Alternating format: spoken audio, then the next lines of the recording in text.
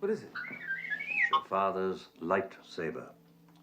This is the weapon of a Jedi Knight. Not as clumsy or random as a blaster. An elegant weapon for a more civilized age. For over 1,000 generations, the Jedi Knights were the guardians of peace and justice in the Old Republic. Before the Dark Times. Before the Empire.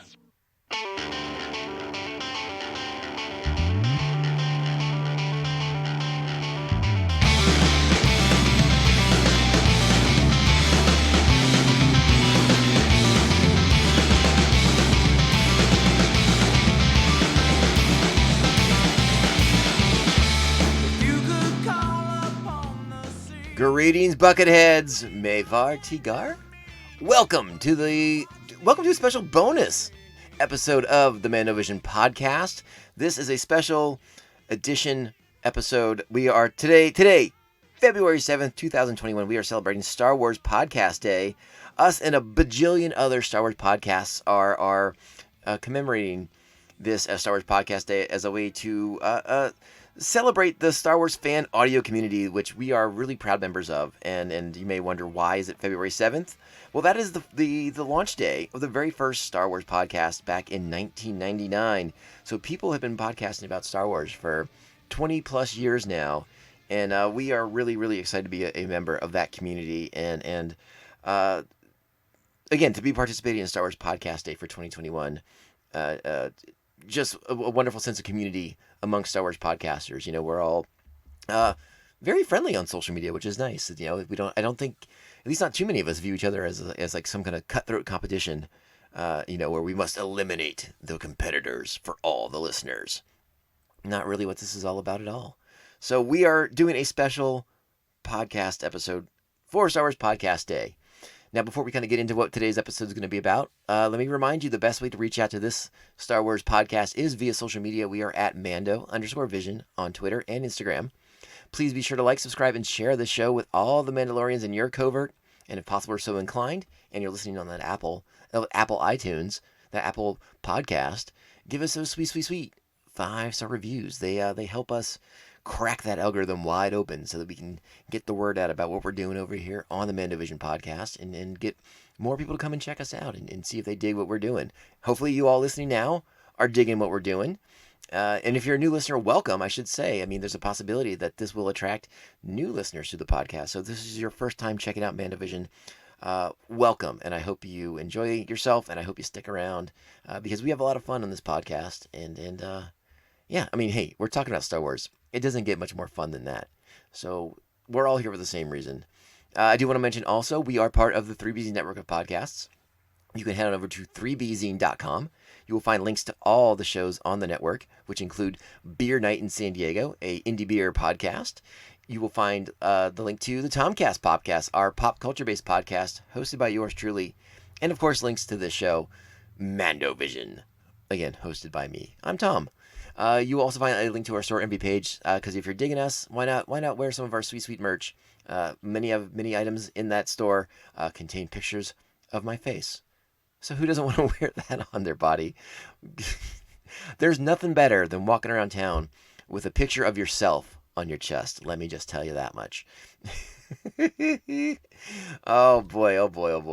All right. Well, listen, I'm going to tell you what this episode is all about here in just a second. But if this is your first time listening to Mandovision, there's something very important you must do before we proceed, and that is strap on your buckets. Let's go. Here's where the fun begins. How long before you can make the jump to light speed? Take a few moments to get the coordinates from the Navi computer. You kidding? At the rate they're gaining? Traveling through hyperspace ain't like dusting crops, boy. All right. For our very special Star Wars Day podcast, this is going to be sort of a get to know me episode of the show. Maybe a lot of you are listening to the show because you're enjoying the content, but you didn't come over from Beer Night in San Diego, or you don't know me from the Tomcast podcast. So maybe you're wondering a little bit about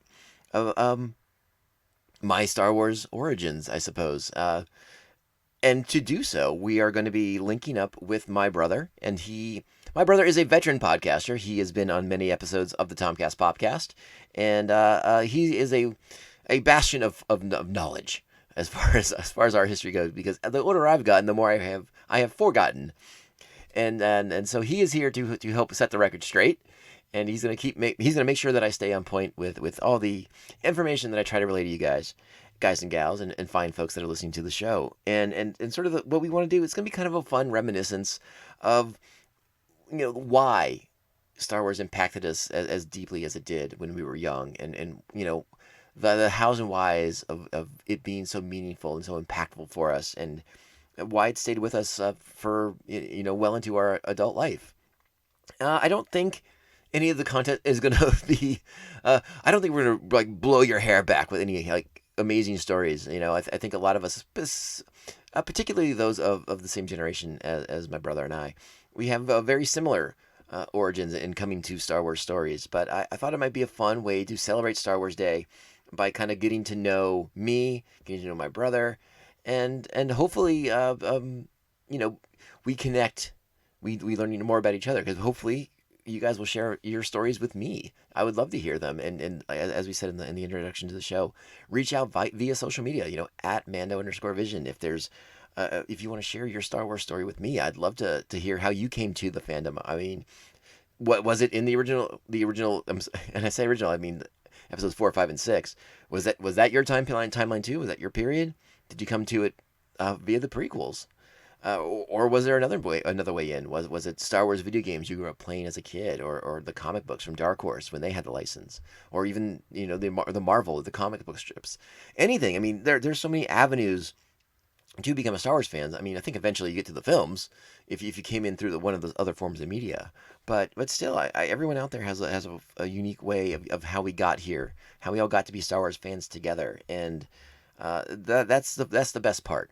Is we're in this together. We are celebrating a love of something that has brings us all together. And I talked about it in a recent episode. Maybe we don't always agree on the best course for Star Wars. Maybe we have radically different opinions on the sequel trilogies, or the prequels, or even episodes 4, 5, and 6. But as long as we have sound arguments, and we treat each other with respect, then it's okay to disagree too. But it's also a lot of fun when we do agree, and we can just kind of get all excited about everything together. And that's what I want to do here. That's the kind of podcast that Mando Vision is. We're celebrating every episode that we do of the show. We're celebrating our fandom for Star Wars, and again, that's why I want to give you all a chance to kind of get to know me, get to kind of know the behind the scenes, my sort of personal Jedi holocron of how I got here, and the knowledge that Star Wars imparted on me, and all that good stuff. So my brother's going to be linking up with us in just a minute. I already told you, but if you didn't listen the first time around, I mean it. Strap on your buckets. Let's go. Everything's under control. Situation normal. What happened? Had a slight weapons malfunction, but everything's perfectly all right now. We're fine. We're all fine here now. Thank you. How are you? All right, hey, we're on the Skype, and we have linked up with my brother Mark, who, as implied by him being my brother, we grew up together. We watched Star Wars together many, many, many, many, many, many times. And it was a very powerful part of our childhood. Am I wrong? No. Mark, that's a wonderful introduction to the audience. I'm glad you're contributing on this level so far. Howdy. Howdy. That's my brother. You're up in the Los Angeles area. Yes. I'm down here in San Diego. So at least we're in the right time zone. That's good news. Yeah. Makes it easier. So you're 2 years younger than me. I was born in 78. Star Wars came out in 77. You were Right. born in 80, and that's when Empire came out. Yeah. But the thing I was thinking about the other day, and I wanted your help remembering this. Obviously, you were young. I was young. Yeah. So my question was, I distinctly remember, and I know you remember too. We saw Return of the Jedi in movie theaters, Wheaton, Maryland, 1983. Did we see Return of the Jedi first, or had we watched Star Wars on TV? Because I remember watching on TV, but I can't quite remember what came first. I have no idea. That is all right, riveting. I was I was I- hoping you had an insight for me on that, because I kind of sort of think we saw Jedi first. Probably. I mean, that makes the most sense to me. Yeah. It's possible we saw Star Wars on TV before that, but you would have been like 2-ish, almost 3. And when Jedi came out, I was almost 5. And I remember sitting in that movie theater and watching it and just being like, I don't know what this is, but it's amazing. Yeah, I don't even remember seeing it in theaters. No, I know no? that we did, Yeah. but I don't remember it. Oh, interesting. So I think it was after that. I think seeing Jedi is sort of what kicked off. I think that's what kicked off us watching it on television and getting to see it on TV when it would be like on ABC or whatever like that. Then we'd be able to watch it on Sunday nights. But I also very much remember going to our neighbor's house, Chris, who had Yes. all the Star Wars toys. Yes. We had some Star Wars toys. He had all the Star Wars toys. And I sort of think him watching the movie with him for the first time was what really kind of got us into it. And then we would go down and play with the toys, and we were like blown away by all of it. Right. That's sort of my recollection of it. Does that jive with yours? Yeah, I would say that definitely lines up. And obviously from that point on, I mean, we were hooked. And the other part of the timeline that I was trying to remember, because I think it was watching the movies with Chris in our early childhood was our main way of watching it, and then when it would be on ABC. Because we didn't have a VCR until, I think, 88? I want to say like 87. 87. Yeah. And once we had a VCR, though, it was all bets are off because Mom did get all 3 of the Star Wars movies on VHS for us. Right. And then I think that's really what kind of kicked off the obsession. Once we had access to watching them whenever we wanted. Right. Yeah.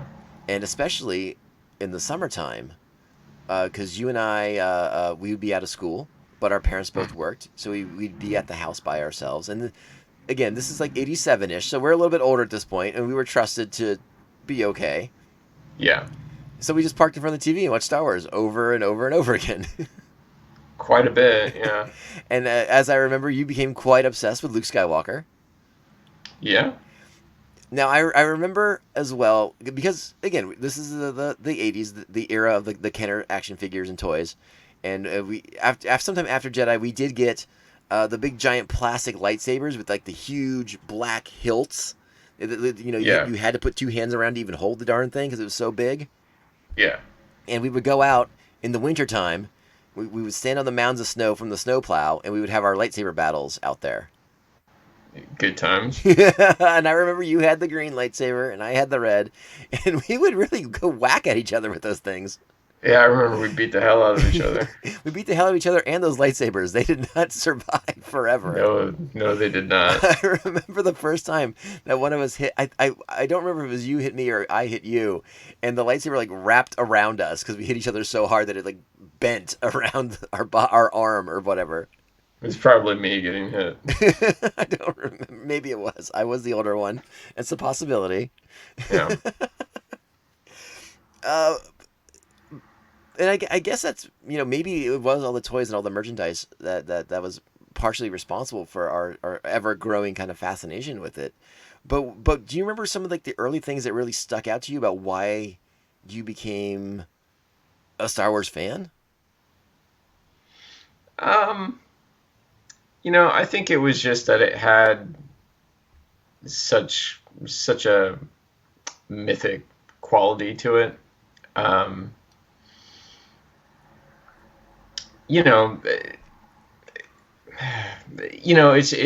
It's just such a kind of classic epic story, and it's reminiscent of something like the Arthurian legends, the Knights of the Round Table kind of stuff. And I think that's what really stood out to me and kind of appealed to me because it gave it this this kind of mystery and this mystique to it. And I think that's also why the Luke Skywalker character appealed to me as a kid, because he was at the center of that. Mm-hmm. Yeah, I think that's very astute. I pretty much feel the same way. I think it was this sort of. I mean, we knew like the broad strokes of some of like you know real mythology because you get like a very basic version when you're a kid.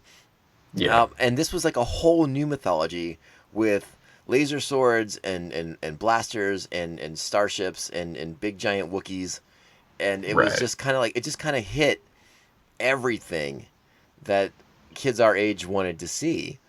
Um, and it was that classic kind of like King Arthur-esque kind of story, with the farm boy who becomes the great noble hero. You have the princess, you have sort of like the scoundrel with the heart of gold sort of thing going on with Han, Right. and it just and then obviously the visuals of a bad guy like Darth Vader, sort of like like this Black Knight, you know, Right. it just hit the right balance of mythology, but action adventure, and it's set in space, which was exciting, Yeah. and it was just so unique. There was just nothing else like it. Not that we got to watch tons of television, at that point. We weren't staying up late and watching Buck Rogers at that point, or Battlestar Galactica, or any of that stuff was going. We came across Battlestar like years later. So like this was very Right. very new to us, and it was just like this amazing thing. We couldn't believe, at least for me, it was like I just couldn't believe what I was seeing, and I just became just fascinated by every aspect of it. And I also remember this was like the first time that I paid attention. We watched movies. We grew up watching movies. That was our thing. That was the '80s basically. Yeah. But this was the first time I paid attention to written, directed by, and those things. And I paid attention to who the actors were. And Okay. it's I don't know. I mean, I was just so captivated by the whole thing. I wanted to know like someone wrote this story. Like who wrote this story? Who is this George Lucas guy? And Right. it would take a long time before you figured that out. Before we had access to like a lot of interviews and stuff like that with the man. But I remember it being the first time that I paid attention to the credits. Usually the credits would roll in a movie, and that was when we would either turn it off or leave the theater or whatever it was. We watched those credits. Right.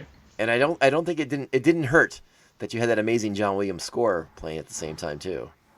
Yeah, it made the credits almost as exciting as the movie. Yeah, and I don't want to undersell that aspect of the feature too, but the music and the way it opens, and it's just this just wonderful space epic. And Right. like I said, every piece of it is so thought out. Hmm. I think you would have had to be, I don't even know. Like you would have had to be kind of like dead on arrival to not appreciate that movie. I guess. I mean, there's plenty of people who don't like it, I suppose.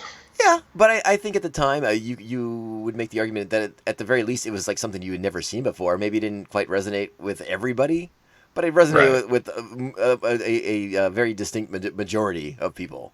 Yeah. No, it was definitely, unique and one of its kind at the time. Yeah, yeah, and as we got older, it was one of those movies that was able to stand the test of time because we could start to see all the wonderful things in it, all the influences as you and I became older and we started experiencing more and more movies. I mean, you understood that hero's journey that Luke goes on. Eventually you and I would get to like Joseph Campbell and that whole Right. thing. And then obviously we would learn about the Kurosawa influences later, but like there was just something that I don't know. It was kind of hard to describe from a child's perspective, but it was just so visually interesting. And then when you would go and discover Kurosawa, or you'd read the Joseph Campbell books, you're like, oh man, this is where it all came from. Right. And it's one of those few times I think that your education could be tied into Star Wars in a certain extent. Like you are. I should give you credit here. You are a big cinephile. You have graduated from film school. You are a man with a director's eye. You have directed many a short film, I or wouldn't say many. a handful of short films. A handful. I mean, how did Star Wars contribute to your journey to do that? I mean, it laid the foundation, I think, for my interest in film. I think, like you, they were the first movies that I kind of paid attention to the credits. Although I think part of that was partly just because of your influence. Um, but yeah, and they gave me a sense a sense for story and how stories work in terms of uh, 3 act structure, and in terms of the beginning. You have the beginning of the movie, the introduction of all the characters, and then in the second act you get your characters to the absolute sort of lowest point, and then in the third act you have them triumph. And it was very simplistic, but at the time, yeah, it definitely it gave me that basic understanding of storytelling. Yeah, I agree with you on that 100%. Same for me. I got interested in story because of Star Wars and being like, oh man, someone wrote this. I want to write like this. I want to write some amazing epic thing like this. And yeah, I mean you're right. There's so many lessons to be learned from it and from what George Lucas did put into it, and especially in those movies that we grew up with in particular. Episodes 4, 5, and 6. Just I it doesn't hurt that you had amazing actors to bring those characters to Yeah, life. Like I said, I mean that's one of the boxes that has to be checked too. You know, yeah, Lucas could have written the best characters ever, but if he didn't have the right actors in the part, maybe it doesn't work out the way that we all remember it working out for us. So right. it is a wonderful confluence of the perfect casting and shrewd directing and good choices and things like that. So I don't want to just say that it was inevitable that Star Wars would have been what it is, because I don't think it was at all. But Lucas believed in the vision, and that was something that I think we could also sink our teeth into. It was like this man believed in this enough that like he is this guiding influence. And again, that was something that was fairly unique at the time. We weren't seeing a lot of writer directors who cultivated an entire franchise. Right. Yeah, I don't know if that had been really seen before. Yeah, I mean the only thing else I can think of is also Lucas based, but that would be but with Spielberg for the Indiana Jones movies. Right. That was the only Yeah. other time I remember like this one individual being so intrinsically linked to another set of things. Whenever we would get like sequels to stuff, and I'll refer to like the Superman movies. It's like you saw the same producers, but it was always written by somebody else. It was always directed by somebody else. There was never like a steady tone or a steady visual kind of influence, right? I mean, it was always based on whatever director was hired to shoot it a certain way. Yeah, I mean, Superman 2 does feel very similar to the first one, for the obvious reason that, it was, Donner you directed know, like 75% of it. yeah, exactly. But even with something like that, like you could tell something was just a little bit off. Like there wasn't the same kind of care put into it as there was into the original. Yeah, yeah. So I feel like we were very fortunate in a lot of regards. I mean, again, I'm old, so I'm nostalgic, in a lot of ways about the 80s. But I think we grew up in a very fortunate time where we were able to kind of just overindulge our love of these movies by just popping them in the VCR whenever we wanted, and having Yeah. like our own little Star Wars marathons, over the summer or over winter break or whatever it was. Because I mean, by and large, we had access to the TV and the VCR whenever we wanted. Yeah. So that Yeah. definitely helped. Yeah. And obviously in a lot of senses, kids have it a little bit better today because I mean they could just watch Star Wars on their phone if they want to pop it in. Blasphemy. You What are you never, doing? You're never gonna watch Star Wars on your phone, huh? No, it was bad enough watching it on a TV. It was. They really are meant to be seen big. Well, let's go ahead and fast forward that because that is an interesting aspect of our sort of history with Star Wars. I mean, again, we saw Jedi as very very young children. That was our only experience seeing it in theaters, and I mean, I just remember, like I said, I remember the screen being huge and being overwhelmed by everything I was trying to see as a small child. Sure. But yeah, I mean, we watched it on TV the rest of our lives, and we had a fairly, I shouldn't say the rest of our lives, the majority of our childhood. Yeah. And we had a fairly large television, which was nice, but again, everything was it was an old tube TV. I mean, so everything is a small little square. You don't have the aspect ratio. Right. I mean, obviously, kids of our age had no idea what aspect ratio was. We didn't even know like what widescreen meant.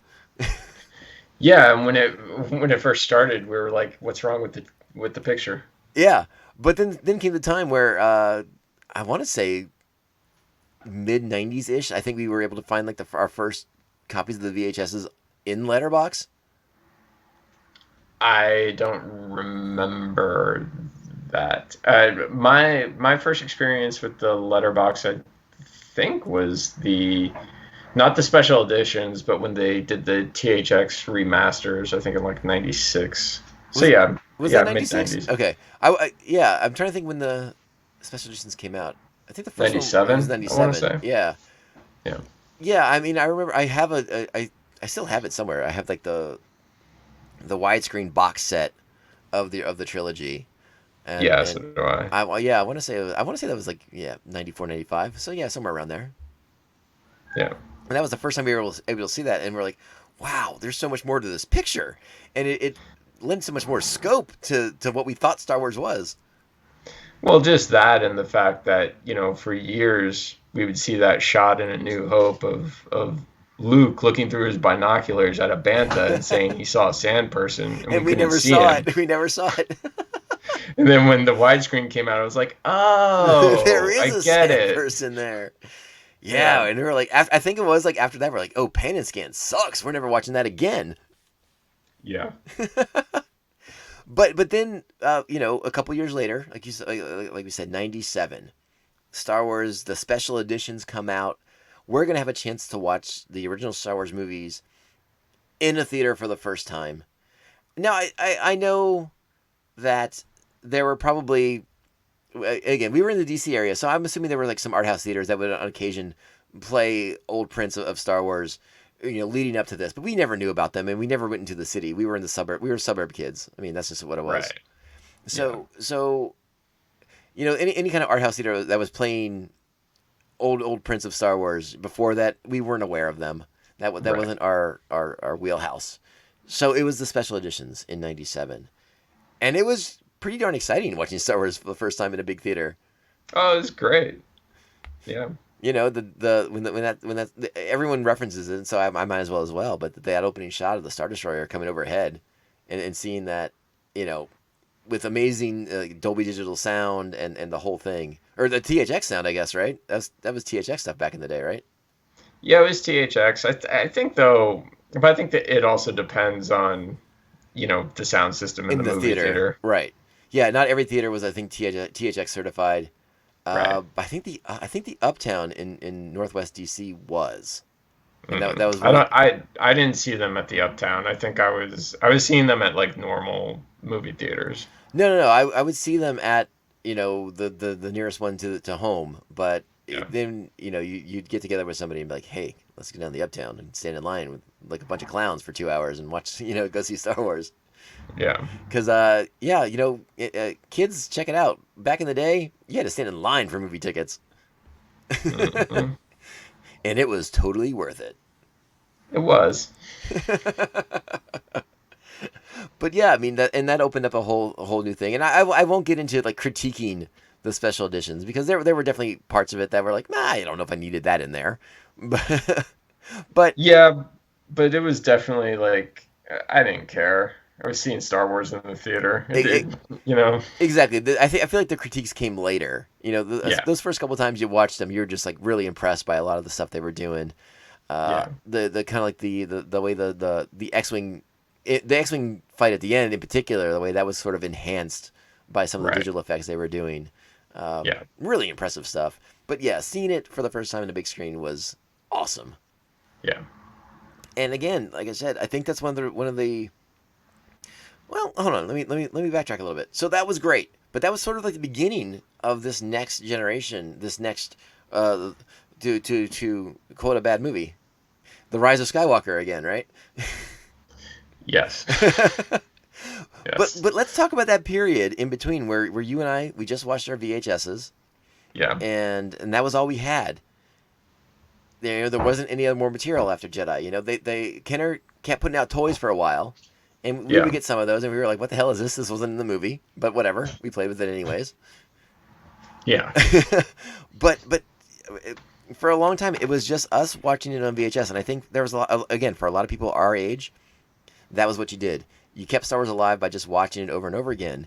And I don't remember, so I'm hoping you can let me know if I'm mistaken here. But I feel like it was you and I, as like the Star Wars fans, like not a lot of our friends felt the same way that we did, or had like they liked it, but they weren't obsessed with it the way we were. Mm-hmm. And it wasn't until, I know for me, it wasn't until I first got to high school that I found more like-minded Star Wars fans. For a long time, it was like one of those things where I couldn't find anyone to connect with about Star Wars. Yeah, I would say that that's true for me too. So yeah, and that's one of the things I was thinking about. I was like, I think Mark and I really bonded a lot about Star Wars because we were the only people who felt the same way about it in our circles, of friends and stuff like that. Yeah. So I think that's one of the reasons why we have such a strong connection, particularly to the original trilogy. I'm not going to lie. Yeah, no, for sure. But I do remember being really excited because we were just starting to get into comic books in the early 90s. We were a little late to comic books in a lot of senses because our 7-Eleven stopped selling them right after we started buying them. Yeah, but I mean, we were into it like early 90s, weren't we? It was early 90s, but I think we even got into it a little bit earlier, like 88-ish, 80, or 89-ish probably, when we could pick them up at the 7-Eleven because that was the thing closest to the house. Yeah, we'd bought a few, Yeah. but it wasn't anything that I was at that point in time. It wasn't anything that I like seriously considered, collecting. Like, oh, I want to read this regularly. Yeah, I mean, I remember some old Punisher books from like the very first volume and like Yep. early issues of X Factor. I think Green Lantern Mosaic, and I was like, I don't know who this Green Lantern is because he's not the one from Super Friends. I remember an issue of Batman with Clayface, and I was like, what the hell is going on? Right, because yeah. But I was like, why is Batman fighting a mud monster? eventually, though, we got to this point in the 90s was sort of the also the rise of the comic book store in a lot of senses, and so we found a Yeah. comic book store eventually, and lo and behold, we found there were new Star Wars comics, not the old Marvel ones, because again we were kids of the 80s. We grew up with Star Wars, so we had C-3PO cereal. We would cut out Yes. the UPCs to send away for the Return of the Jedi adaptation comic books from Marvel. We had I those. remember those. Yeah.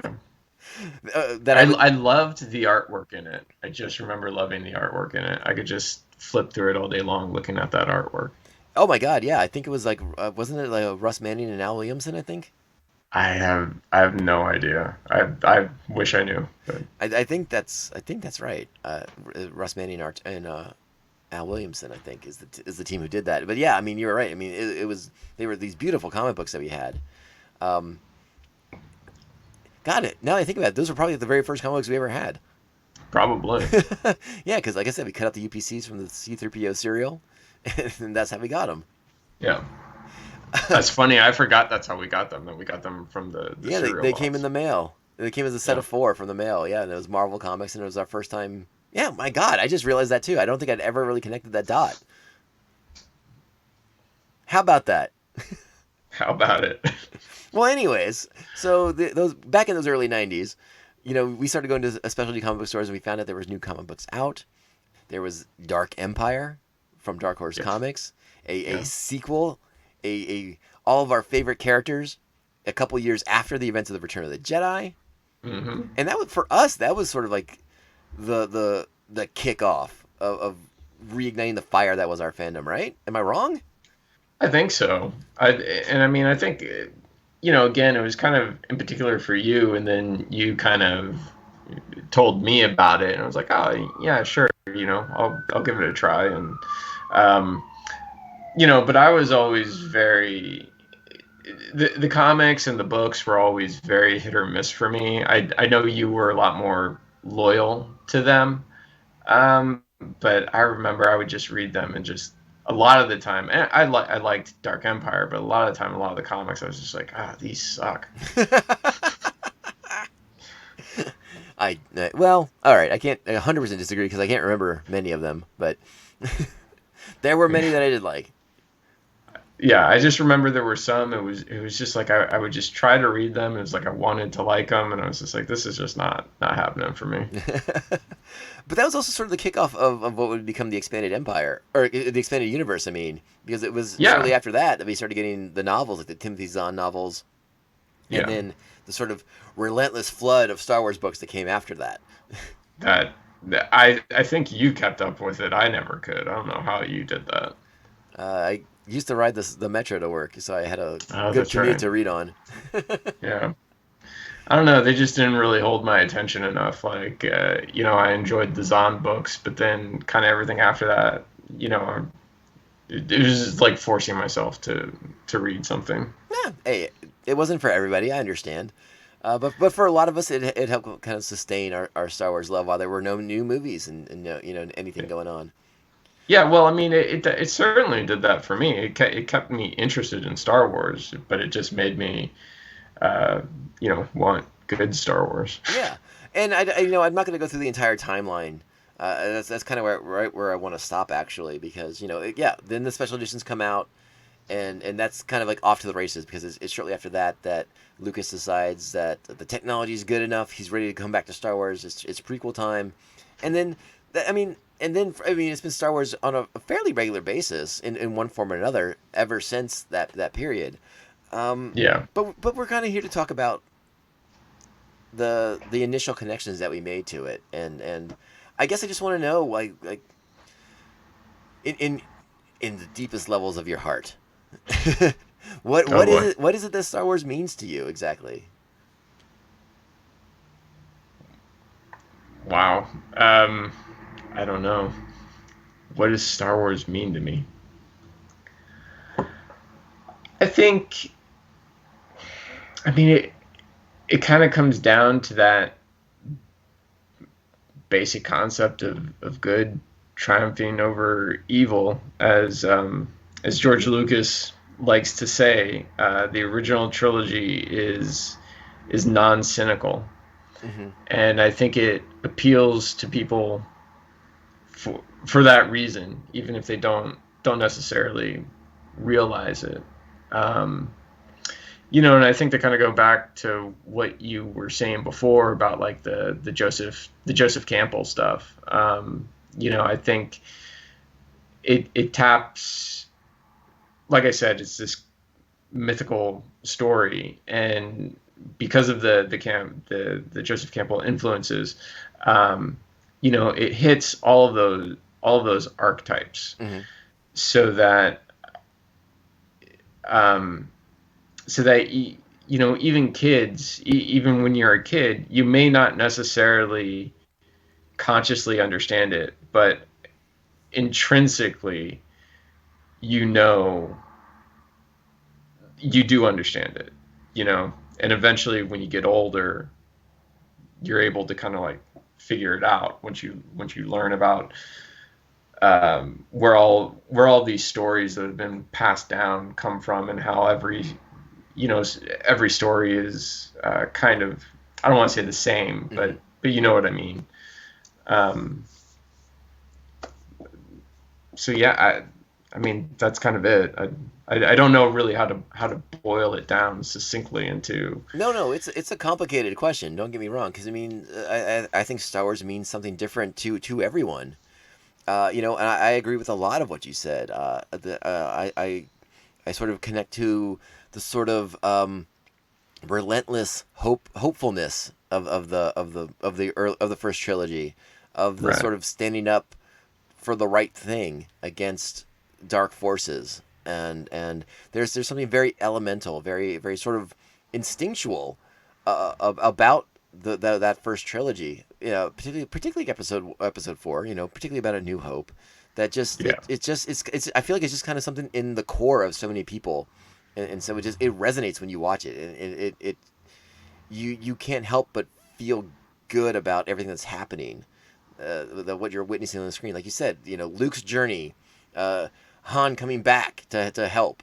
You know, the defeat of evil here, and it's just it's like I said, there's just something kind of instinctual about it that is at the core of just really good storytelling, and really good storytelling just resonates for me on a lot of levels. And I never knew that about myself. I think this is one of the first. This was like my first experience with that, and I think that's why it resonates so much with me, because I do fancy myself a storyteller of a different sort than George Lucas, obviously. But I feel like I have that kind of creative gene. So Right. I love the way that it just, like I said, I watch it now. I watch it nowadays, and I still feel that, deep inside. It just makes me feel good to watch this movie. I cannot objectively criticize really anything in particularly in episode 4. It just makes me feel right. Everything's right in the world when I watch that movie. I mean, the world could be on fire outside around me, but I won't believe it. I'll be like, I'm so into this that this is my world right now, and that's all that matters. All right. Yeah, and that's one of the reasons. I mean, when I started getting into podcasts, in the back of my head, I always knew I wanted to do a Star Wars podcast at some point, and it was just kind of waiting to find the right vehicle, or the right time, but the right sort of approach to it. Like, what was I going to talk about on a regular basis? I knew I wanted to talk about Star Wars, but I didn't want to just come on board and start just having a podcast where I was just gushing about it, which Right. I guess I could have done. Why not?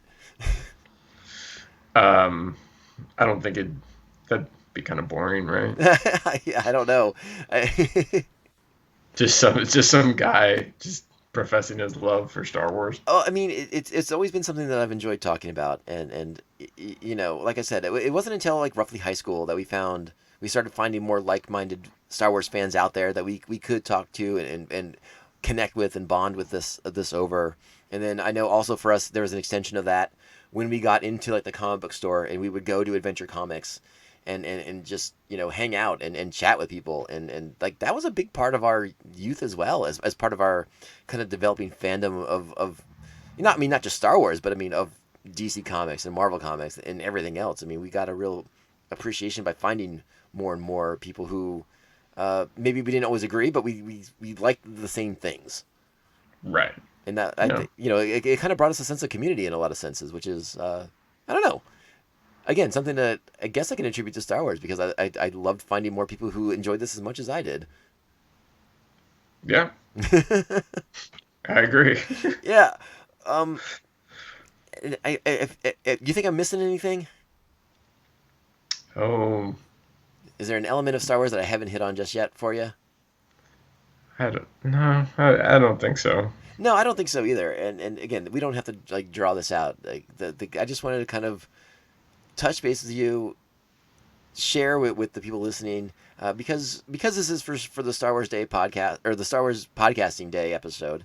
There's a possibility that there will be new listeners, and so this is our chance to connect with them in a way that people eventually connected with us in our youth. So that's why I wanted to kind of get together with you, who again, you and I were bonded at the hip about Star Wars for so long. Right. That I want to reach out to people who love Star Wars and want to have another Star Wars friend to talk about Star Wars with, and that's what this podcast is all about. Dang it! Is that overly sentimental? I don't know. No, it's just it's cool. It's just it's sentimental. There's no no overly sentimental or. You know me. I'm the emotional one of the two of us. You certainly are. How many times have you cried watching Star Wars, Mark? Because I've lost count. None. I've never once shed a tear during Star Wars. How dare you? Not even at how bad some of these movies have been lately. Well, that's a story for a different day. Right, but I'm just saying. You didn't get emotional at the end of season 2 of Mandalorian? No. No. I thought, I liked it. I thought it was cool seeing Luke. It we talked about this a little bit. Like I thought it was cool seeing Luke until we got the weird CGI. But no, I no tears over Mando and Baby Yoda's breakup. How dare you? Um, I still cry watching it. it was a nice moment. I roll a tear every time.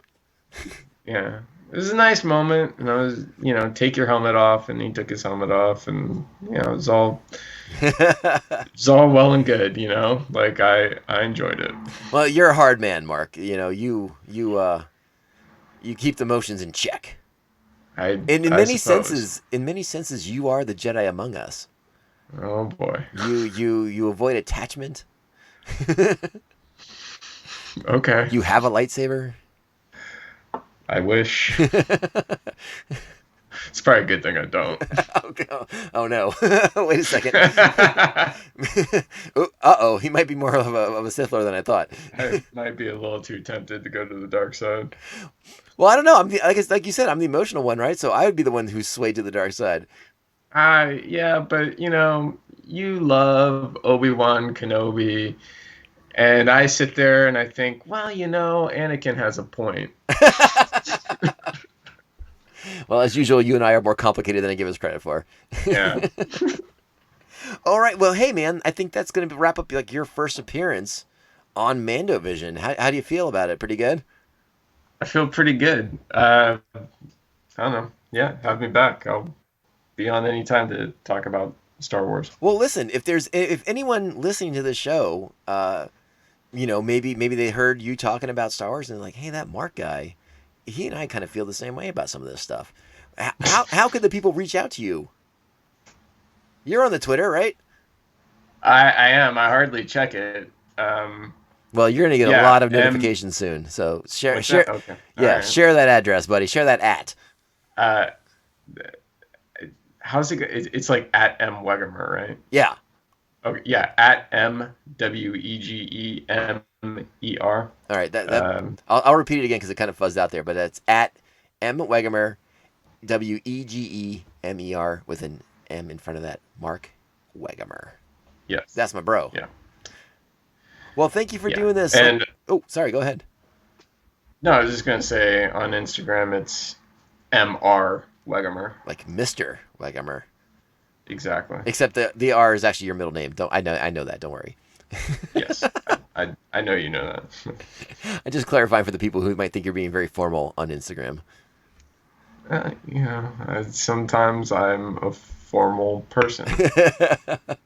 Well, I appreciate you taking the time to hang out and kind of reminisce about our early connections to Star Wars and kind of exploring a little bit of why it means so much to us, even to this day, why we're still interested and fascinated, and we can't quit you, Star Wars. We can't quit you. I've come real close. Well, you've come closer than I have by far, but that's because you're a more savage critic than I am. Yeah. Well, anyways, again, thank you for doing this with me. I hope some people have enjoyed hearing us reminisce and kind of talk about our emotional connections to the material and why we dig it so much and why it has been so impactful, especially in our childhood, but even to this day. Yeah. All right, thank you, bud. I will talk to you later. Later.